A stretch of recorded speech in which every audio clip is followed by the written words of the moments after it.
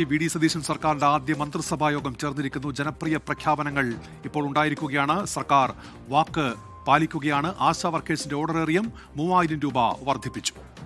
അംഗനവാടി ടീച്ചേഴ്സിന്റെയും പാചക തൊഴിലാളികളുടെയും വേതനം 1000 രൂപ വീതം വർദ്ധിപ്പിക്കുമെന്നും മുഖ്യമന്ത്രി വി.ഡി. സതീശൻ പറഞ്ഞു. ആശാ വർക്കർമാരുടെ പന്തലിൽ പോയി സമരം അവസാനിപ്പിക്കുന്നതിന് മുമ്പും സമരം അവസാനിപ്പിച്ച ദിവസം വാക്ക് പറഞ്ഞിട്ടുണ്ടായിരുന്നു. ആദ്യത്തെ ക്യാബിനറ്റിൽ നിങ്ങളുടെ സഹായങ്ങൾ പ്രഖ്യാപിച്ചു തുടങ്ങും. ആദ്യഘട്ടത്തിലായി അവർക്ക് 3000 രൂപയുടെ വർധനവ് പ്രഖ്യാപിക്കുക ആദ്യത്തെ ക്യാബിനറ്റ് യോഗം തീരുമാനിച്ചു. റിട്ടയർമെന്റ് ബെനിഫിറ്റിനെ സംബന്ധിച്ചിട്ടുള്ള യോഗം അടുത്ത ഒരു മാസത്തിനുള്ളിൽ തന്നെ അതുകൂടി തീരുമാനിച്ചു പ്രഖ്യാപിക്കും. 9000 രൂപയാണ് ഇപ്പോൾ ഉള്ളത്. അത് 12000 രൂപയാവും. ഇപ്പോൾ അംഗൻവാടി ജീവനക്കാരുടെ വർക്കർമാർ, ഹെൽപ്പർമാർ, അവരുടെ പ്രശ്നങ്ങൾ നമുക്ക് അറിയാം. അവരുടെ കാര്യം മറന്നുപോയിട്ടില്ല എന്ന് അവരെ ഓർപ്പിക്കാൻ വലിയ തുകയൊന്നുമില്ല. 1000 രൂപ അവരുടെ വരുമാനത്തിൽ വർദ്ധിപ്പിക്കും. അവരുടെ കാര്യം മറന്നുപോയില്ല, നിങ്ങളുടെ കാര്യവും ഞങ്ങളുടെ ഓർമ്മയിലുണ്ട് എന്ന പാവങ്ങളോടുള്ള ഒരു മെസ്സേജാണ് 1000 രൂപ കൂട്ടിയത്. കോൺഗ്രസ് പ്രഖ്യാപിച്ച 5 ഇന്ദിരാ ഗ്യാരണ്ടികളിൽ 2 എണ്ണം ഉടൻ. ജൂൺ 15 മുതൽ KSRTC ബസ്സുകളിൽ സ്ത്രീകൾക്ക് സൗജന്യ യാത്ര നടപ്പാക്കും. വയോജനങ്ങൾക്കായി പ്രത്യേക വകുപ്പ് രൂപീകരിക്കാൻ പഠനം നടത്തുമെന്നും മുഖ്യമന്ത്രി അറിയിച്ചു. അപ്പോൾ തെരഞ്ഞെടുപ്പ് കാലത്ത് UDF 5 ഗ്യാരണ്ടികൾ ജനങ്ങൾക്ക് നൽകിയിട്ടുണ്ടായിരുന്നു. ആദ്യത്തെ മന്ത്രിസഭാ യോഗത്തിൽ തന്നെ അതിലെ 2 ഗ്യാരണ്ടികൾ നടപ്പാക്കാൻ തീരുമാനിച്ചു. ഒന്ന് KSRTC ബസ്സുകളിലെ സ്ത്രീകൾക്കുള്ള സൗജന്യ യാത്ര അനുവദിക്കുന്ന സംബന്ധം ജൂൺ 15 മുതൽ നടപ്പാക്കും. അതിന്റെ വിശദാംശങ്ങൾ പിന്നീട് പ്രഖ്യാപിക്കും. ജൂൺ 15 മുതൽ അടുത്ത മാസം 15 മുതൽ KSRTC ബസ്സിലെ സ്ത്രീകളുടെ സൗജന്യ യാത്ര ആരംഭിക്കും. വയോജനങ്ങൾക്കായുള്ള പ്രത്യേക വകുപ്പ് രൂപീകരിക്കും എന്ന് ഇന്ദിരാ ഗ്യാരണ്ടിയിൽ ഉണ്ടായിരുന്നു. അത് തീരുമാനമെടുത്തിട്ടുണ്ട്. വയോജനങ്ങൾക്കായി പ്രത്യേക വകുപ്പ് രൂപീകരിക്കാൻ പോവുക. ഞാൻ വളരെ അഭിമാനത്തോടെ പറയുന്നു, എന്റെ അറിവിൽ നമ്മുടെ രാജ്യത്ത് ആദ്യമായിട്ടാണ് ഒരു സംസ്ഥാനത്ത് വയോജനങ്ങൾക്ക് വേണ്ടി പ്രത്യേകമായ വകുപ്പ് രൂപീകരിക്കുന്നത്. മുൻ സർക്കാരിന്റെ കാലത്ത് നവകേരള സദസ്സിനിടെ യൂത്ത് കോൺഗ്രസ് നേതാക്കളെ ഗൺമാൻ മർദ്ദിച്ച സംഭവം പ്രത്യേക സംഘം അന്വേഷിക്കും.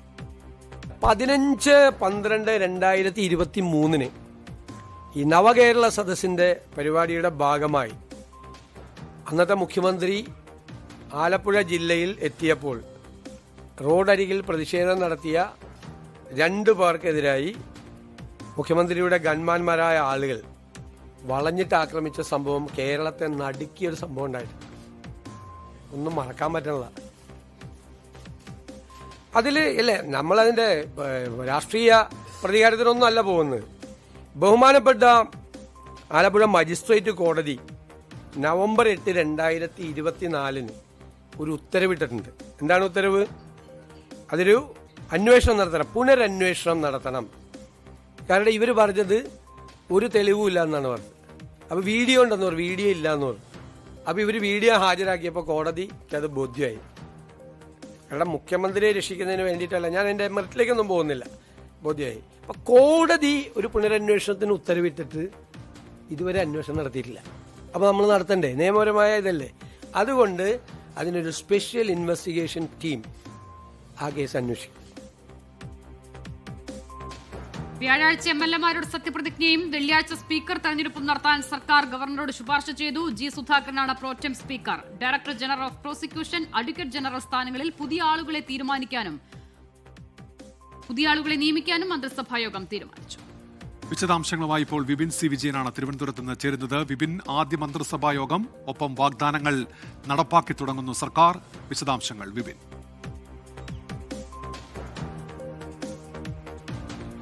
ഉന്മേഷ്, വി.ഡി. സതീശൻ സർക്കാരിന്റെ ആദ്യത്തെ മന്ത്രിസഭാ യോഗത്തിൽ തന്നെ ജനകീയ പ്രഖ്യാപനങ്ങൾ ഉണ്ടാകുന്നു. അതുമാത്രമല്ല, രാഷ്ട്രീയ തീരുമാനങ്ങൾ ഉണ്ടാകുന്നു, ചില നിയമനങ്ങൾ ഉണ്ടാകുന്നു.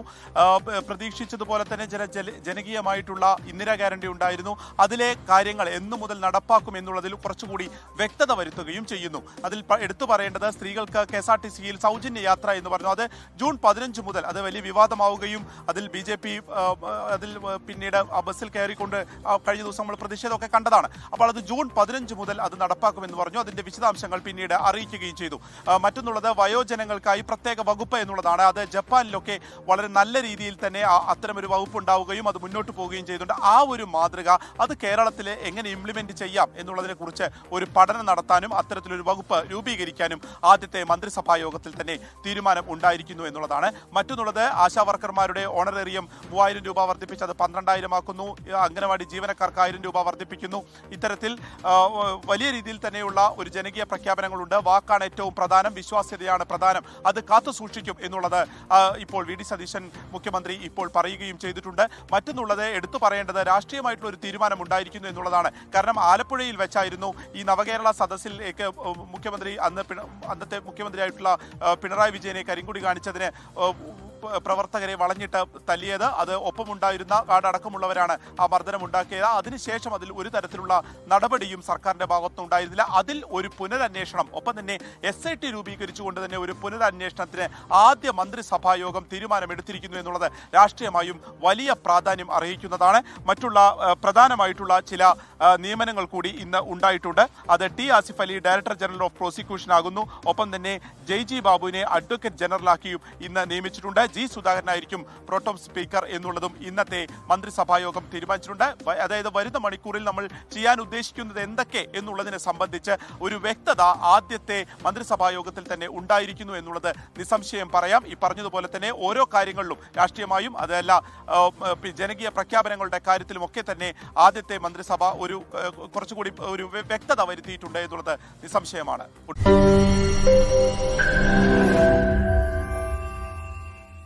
ലോകത്തെവിടെയായാലും ഏത് സമയത്തും 24 വാർത്തകളും ഓഗ്മെന്റഡ് റിയാലിറ്റി പാക്കേജുകളും എക്സ്പ്ലെയിനറുകളും വിശദമായി കാണാൻ ഞങ്ങളുടെ യൂട്യൂബ് ചാനൽ നിങ്ങൾക്ക് സബ്സ്ക്രൈബ് ചെയ്യാം.